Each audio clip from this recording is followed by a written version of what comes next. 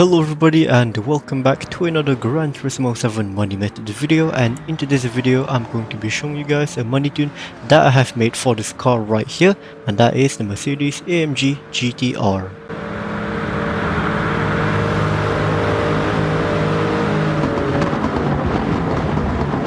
Alright, so you guys can find this car on sale inside the brand central, so just go in.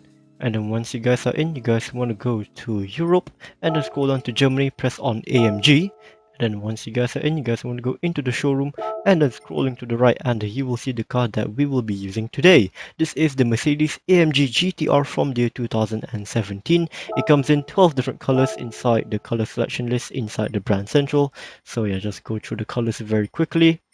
So yeah, there you go, pretty nice, and it cost a total of 184,000 credits. For this build, we are going to be using the white body, so make sure you guys do have the white body installed. For this build, the rim diameter is going to be standard, so that is 90 inches to the front and 20 inches to the rear. The rim width is going to be standard and the offset is going to be set to wide. And now for the custom parts, the front is going to be type A and the wing is going to be the custom wing set.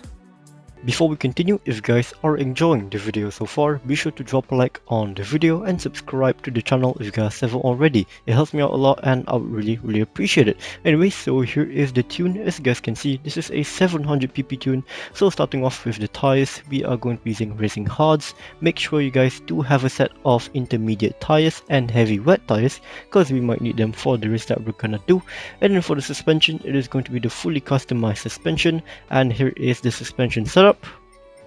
So yeah, there you go, there's that. I'm gonna go through this quite quickly, so feel free to pause the video so you guys can copy this one by one. And then for the differential, it is going to be the fully customized differential, and here is the differential setup. So yeah, there you go, there's that. And then moving on to the aerodynamics, for the downforce, 347 to the rear and 113 to the front. Make sure you guys do have the correct custom parts installed onto the car inside the GT Auto. For the ECU, full control computer, upper adjustment 100%. For the ballast, 0 kg, ballast positioning 0, power shifter is going to be 86%. For the transmission, fully customizable racing transmission, so make sure you guys are using the racing transmission for this one. And here is the manual adjustment. So I did make 6th gear quite long, so then when we are going down the straight in 6th gear, it will keep the revs quite low, which does help the car save a little bit more extra fuel. And for 7th gear, 7th gear is pretty much useless, so yeah, just set it to this number because we're not really gonna be using 7th gear whatsoever.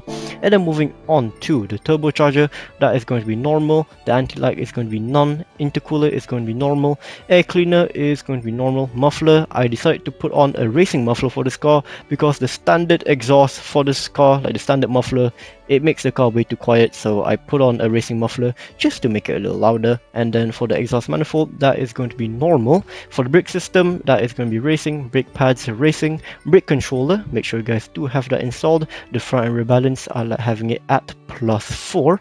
And then for the drivetrain, the clutch and flywheel, that is going to be racing, propeller shaft, carbon propeller shaft. And finally, for the bodywork, we are going to have weight reduction stage 1, 2, 3, 4 installed, and we are going to have increased body rigidity installed. Now let's take a look at the performance of this car real quick. 549 horsepower and the torque is 531.4 foot-pound of torque, and the weight is 2,817 pounds. In kilograms, that is a total of 1,278 kilograms. So for this race, the difficulty is going to be set to easy.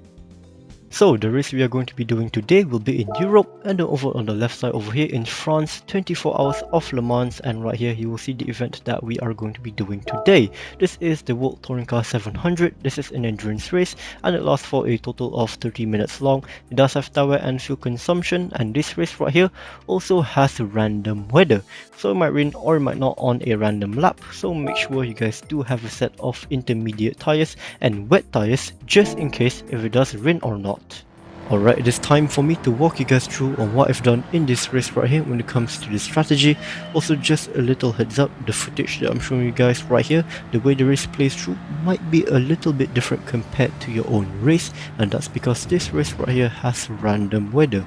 So it might rain or it might not on a random lap, so because of that, the result of each race and also the way the race plays through might be a little bit different from one another. Anyways, so if you guys take a look at my fuel map at the start of the race, I have set it to fuel map 6, which is all the way to lean. So this car right here on fuel map 6, it can push out a total of 3 full laps, and then for the other fuel maps like fuel map 2, you can push out a total of 2 full laps, and on fuel map 1, you can push out a total of 1 full lap.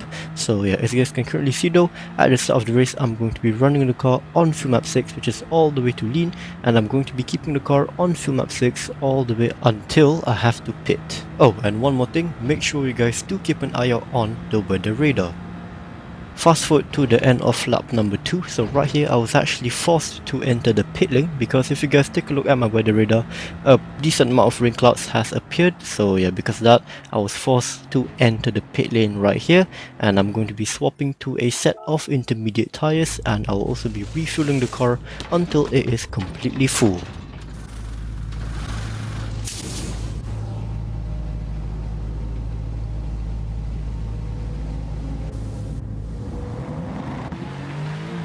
And right here when I exited the pit lane, I'm still going to be keeping my car on fuel map 6, which is all the way to lean.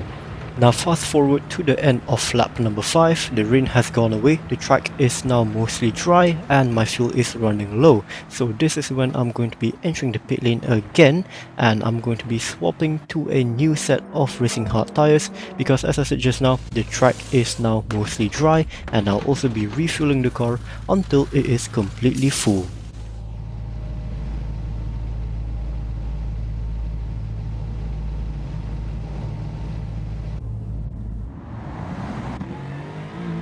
And right here when I exited the pit lane, I did change my fuel map back down to fuel map 2, and from here I pretty much kept my car on fuel map 2 all the way until the end of the race.